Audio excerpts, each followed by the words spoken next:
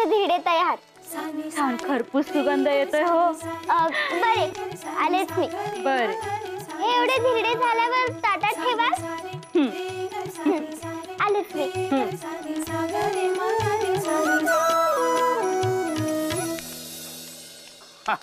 बघा कशी पेटवली चूल. फुंक मारल्यानंतर फुंकणी मलाही फुंकता येते. चूल बंद काय चूल बंद.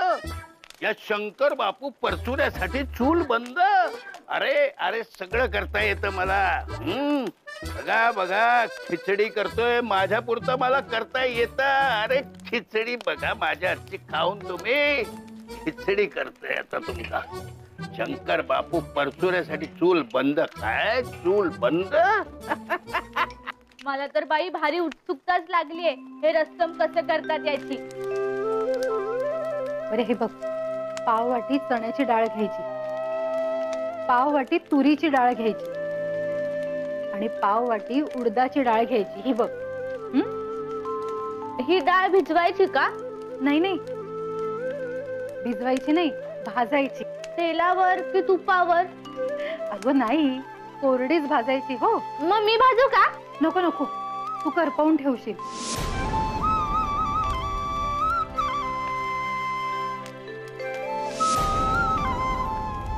अगं तसे नाही, पदार्थ बिघडायला नको ना म्हणून म्हटले. हो बरे हे बघ, ह्या ताटात मी आता जिरे, धणे, काळी मिरी आणि मेथी दाणे घेतलेत आणि त्याबरोबर मुठभर कढीपत्त्याची पाने आणि सुक्या लाल मिरच्या.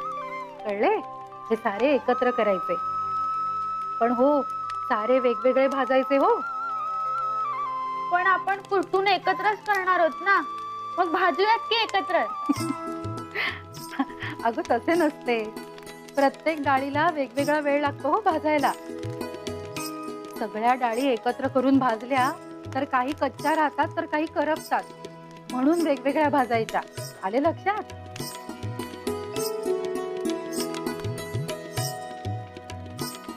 बरे मंदा, तू काय ठरवलेस? माझे मन द्विधा झाले. माझ्या मनात खीर करावी असे आहे, पण मला थालीपीठही करावेसे वाटते. अगं पण मग दोन्ही करता. सासूबाई नाही का चित्रांनाही करतायत आणि दुर्वांचे सरबतही करणार आहेत. पण तुम्ही मला कराल ना मदत? हे काय विचारणे झाले का? अगो करीन की मदत. चला, एक गोष्ट चांगली घडणार म्हटल्यावर सगळ्या गोष्टी चांगल्या घडायला लागतात. आता बायका आपापली डोकी वापरून वेगवेगळे पदार्थ तयार करणार आणि केवळ परीक्षकांना नव्हे तर सगळ्यांना ते खायला मिळणार. सोडा सोडा म्हणा. पदार्थ बनवण्यापर्यंत ठीक होतं, पण त्या रुक्मिणी काकूंच्या नादी लागून तुम्ही हे जे शाळा प्रकार वाढवलाय ना, त्यामुळे सगळे नाचतायत आणि ते मला बिलकुल मान्य नाहीये. मग तुला नक्की काय मान्य आहे ते तरी सांग. आमच्या शब्दाला किंमत आहे कुठे? आमच्या म्हणजे शंकर बापू बद्दल बोलायचे आहे का तूस? मी का वागायचो तुमच्याशी? मी चाललो. जायचे नाही, बोलणे अर्धवट टाकून जायचे नाही. हे का केले आणि कसे चांगले आहे हे ऐकून जायचे. चांगले वाईट तुम्हाला कळते ना, मग बस झालं, मला जाऊ द्या इथून. नाही, आरोप नाही करायचे. अहो नाही करत आरोप, करा तुम्हाला हवं ते, पण जाऊ दे मला एकदाच. अरे दादा काय करतोय ते? जो सोडा बघू त्याला. नाही, याला ऐकावेच लागेल. वल्लभपंत जाऊ दे त्याला, तो नाही ऐकायचा.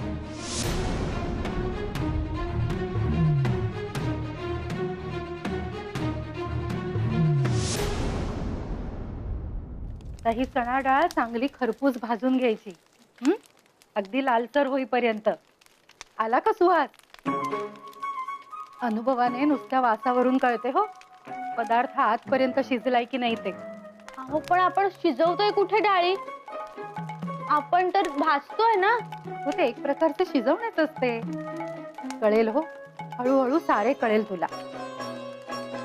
आता तूर डाळ भाजताना लक्ष ठेव. सुरुवातीचा वास आणि होत आल्यानंतरचा वास यात फरक कळेल तुला. हो.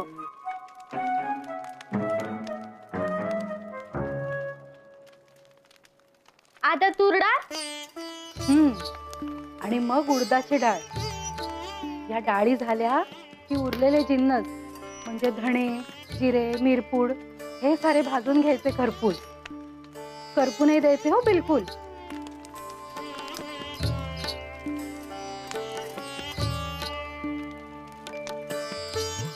हे बघ, आता थेंबर तेल घ्यायचे आणि त्यात कडीलिंब आणि सुक्या मिरच्या ह्या भाजून घ्यायच्या. द्या द्या, मी करते. अगं तू लांब राहा.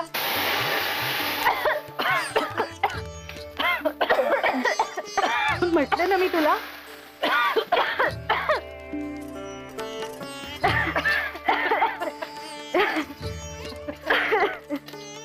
हे बघ, आता मिरच्या आणि कडीलिंब भाजून झाले. आता मेथी दाणे भाजायचे आणि लगेच कढई खाली उतरवायची. उतरवायची? अहो पण मग मेथी दाणे कच्चे राहतील ना? हो नाही अगं, तापलेल्या कढईची आग पुरते म्हणजे मेथी करपत नाही. आता आता भाजलेले जिन्नस गार झाले की चांगले कुटून घ्यायचे.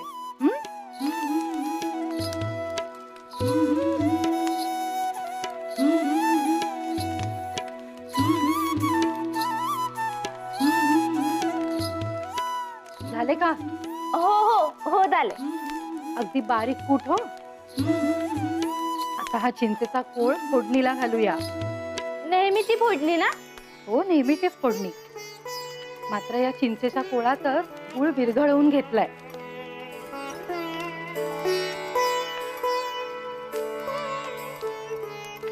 हे बघ, हे सारखे ढवळत राहायचे. आले का लक्षात? तुझी ती पूड झाली का कुठून? ती आण इथे. ही पूड घालायची आणि मीठ घालायचे.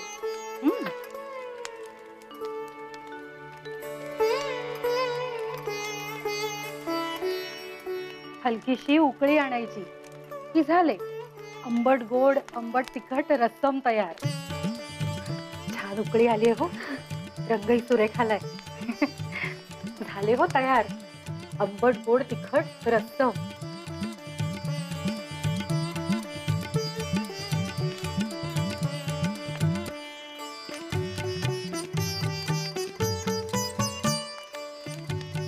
चव घेऊन बघ कसे लागते. सावकाश हो, गरम आहे. हो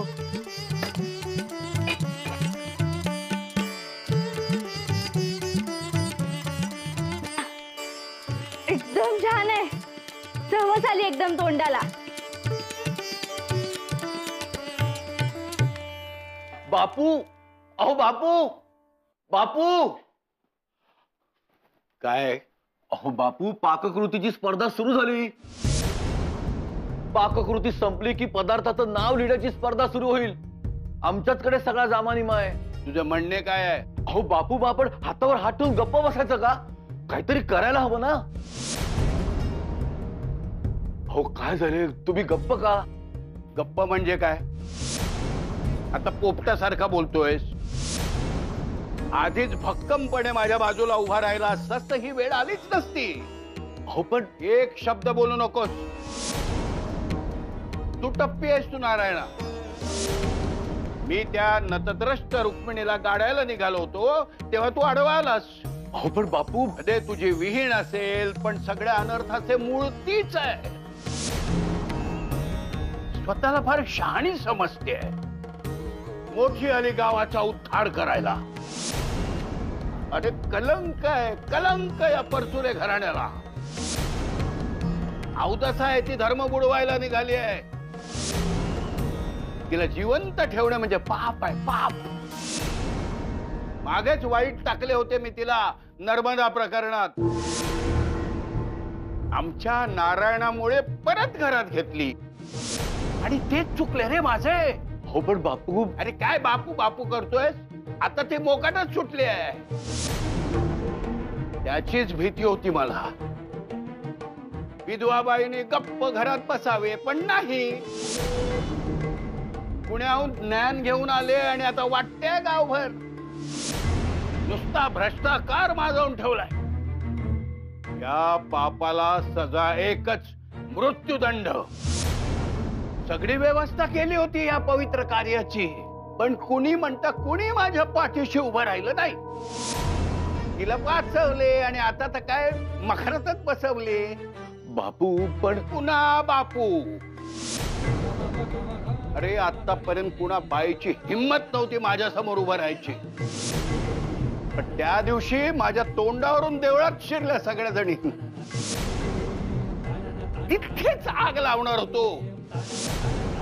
त्या कुळ बुडवीला पाठिंबा दिला. आता भोगा आपल्या कर्माची फळं.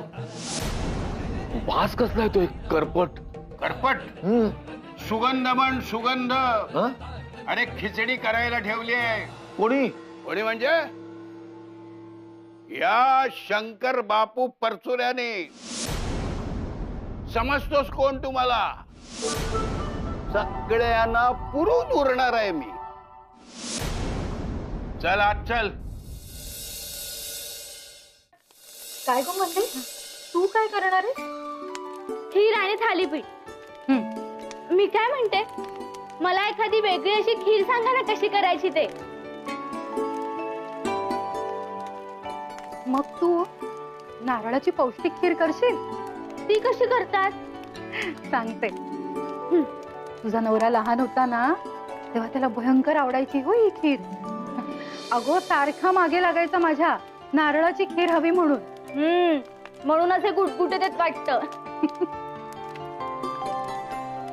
तीच कर हो, त्यालाही आवडेल. सांगा ना कशी करायची. सांगते. बदाम भिजत घालायचे. खरं तर रात्रभर भिजत घालायचे असतात, पण काळजी करू नकोस. घटकाभर गरम पाण्यात भिजत घातलेस ना तरी सुद्धा चालतात. मग हे भिजवलेले बदाम, वाटलेली खसखस, बेदाणे आणि काजू हे साजूक तुपावर चांगले गुलाबीसर भाजून घ्यायचे. मग ह्या साऱ्यातच 2 वाट्या खवलेला नारळ चांगला परतून घ्यायचा. मग त्यात गूळ घालायचे आणि 2 वाट्या दूध घालून चांगले ढवळत राहायचे. वरून वेलचीची पूड घातली की झाली खीर तयार. अय्या किती छान. मला आवडली बाबा ही खीर. सोपी आहे अगदी. पण मी थालीपीठच करते. अगो असे काय? आता कशी करायची विचारलीस ना? मला ह्याच्यापेक्षा थालीपीठ सोपे वाटते म्हणून. पण मी नंतर खीर करेन ना ह्यांच्यासाठी निवांत. म्हणजे कसे हे आणखीन गुटगुटीत होतील आणि मला थालीपीठ करायला सुटसुटीत होईल. बरं बाई, तुला जे जमेल ते कर. सुगंध येतोय ना. सुगंध. तो करपल्याचा नाही, याचा या खिचडीचा. बघ. अरे बघ, तुला काय वाटलं या शंकर बापूला काही येत नाही? ही बघ. आता बघ, आता येतोय सुगंध. हा बापू, तुमचं हे कसं बाबाला माहितीच नव्हतं. नाही म्हणजे आम्ही प्रयत्न केला होता चूल बंदच्या काळात ते रांधण्याचा, पण जमलंच नाही. फार अवघड असतंय प्रकरण. अरे अवघड काम करण्यात बापू परचुऱ्याचा अगदी उजवा हात आहे. वा वा. माझा त्रागा दिसतो सगळ्यांना, पण मी किती गुणवान आहे, माझ्या अंगी किती कसब आहे हे कुणाला दिसतच नाही. अरे चूल बंदच्या गमच्या कुणाला सांगताय? माझे कुणा वाचून काही अडत नाही. चले ए ताट घे, माझ्या खिचडी खाण्याचं भाग्य मिळणार आहे तुला. जात घे लवकर. आणतो आणतो. अरे नीट किस खोबरं. अहो मी किसतेच आहे, पण तुम्ही पदार्थ कोणता करणार आहात ते तरी सांगा. हेच सांगतेय मी तुला. आता मी जो पदार्थ करणार आहे त्याचं नाव आहे चित्रान्न. काय? चित्रान्न. त्यासाठी सगळं साहित्य मी इथं घेतलेलं आहे बघ. आणि हा पदार्थ मी स्पर्धेसाठी करणार आहे. हे बघ, आता इथं लक्ष दे. मी काय काय घेतलंय बघ. हे बघ, अर्धी वाटी शेंगदाणे, अर्धी वाटी फुटाण्याचं डाळ, पाव वाटी उडदाची डाळ, हे खोबऱ्याच्या कातळ्या. जे खोबरे खिसून झाले ना की मग मला कातळ्या काढून दे. ते सुद्धा मला लागणार आहे, कळले? हे सगळे एकत्र करायचे, सगळे जिन्नस, आणि मी चित्रान्न तयार करणार आहे. उदरभरण नोहे जाणीजे यज्ञ कर्म. जय जय रघुवीर समर्थ.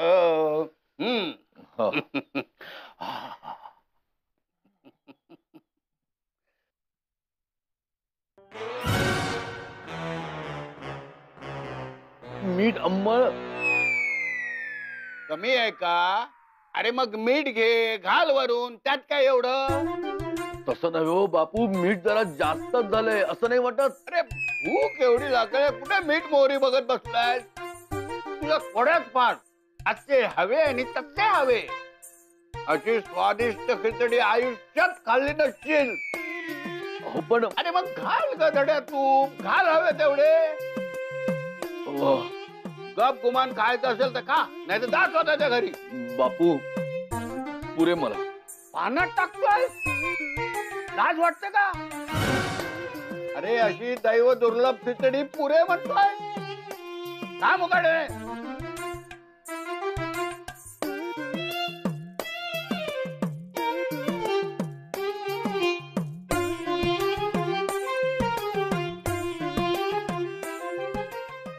मंदे हे नीट पाहून ठेव की धुराची रेषा यायच्या अगोदर जिरं, मोहरी, उडदाची डाळ, खोबरे फोडणीला टाकून दे. हा म्हणजे करपत नाही. हे बघ मोहरी, जिरं, खोबरे, उडदाची डाळ. आता हे सगळे एकत्र करायचे. हे परतून झालं की शेंगदाणे, फुटाण्याचं डाळ हे सगळं टाकायचं. खोबऱ्याच्या कातळ्या पण टाकायच्या. असं खमंग परतून घ्यायचं. आणि त्याच्या बरोबरीनं थोडे हिंग आहे आणि थोडीशी हळद, म्हणजे चवीला बरे लागते. आता पुन्हा चांगले खरपूस परतायचे, जाळायचे नाही, त्याचा करपून टाक. हे सगळे परतून झाले की ह्या भातावर हे सगळे मिसळून घ्यायचे. बघ आहे ना? आहे का? हा त्याच्यानंतर चवीला महत्वाचे मीठ टाकायचे आणि शेवटी लिंबू पिळायचे. हे असे आणि सर्व असा एक जीव करायचा. हे बघ आहे का? आहे ना? बघतेस ना? झाले एकदाचे चित्रान्न तयार. अरे बघतोस काय? खा रे, खा ते खा. स्वादिष्ट आहे, खा तू. अरे अरे अरे अरे काय पाहतोय काय मी? हे सन्माननीय शंकरराव आणि हरहुन्नरी नारायण या दोन नाराज व्यक्तींची नाराजी दूर करून त्यांना स्पर्धेच्या ठिकाणी न्यायला आलो, तर हे इथे मेजवानी जोडतायत. मग फार हलक्यात घेता तुम्ही आम्हाला. तुम्ही तिकडे स्पर्धा भरवा, नाही तर नागडे नाचा. आम्हाला पालखीतून नेले तरी त्या भ्रष्ट ठिकाणी येणार नाही आम्ही. ते बघू, पण हे काय केले आहे? काय म्हणजे? खिचडी, स्वादिष्ट खिचडी. तुम्हाला काय वाटलं तुम्ही आणि गावातल्या बायकांनी मिळून चूल बंदचं आंदोलन केलं तर आम्ही काय उपाशी राहू? स्वादिष्ट खिचडी केली यांनी. घरात तर काहीच स्वयंपाक केलेला नव्हता, मग ही खिचडी आली कुठून? यशोदे, तुझ्या बापूंना कमी लेखू नकोस. त्यांनीच केले ही खमंग खिचडी.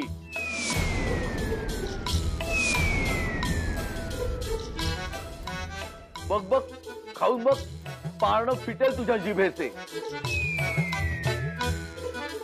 वल्लभपंत, तुम्ही पण खा. शंकरराव, तुम्ही केली ती खिचडी? तुम्ही? साक्षात धर्म मार्तंडांनी?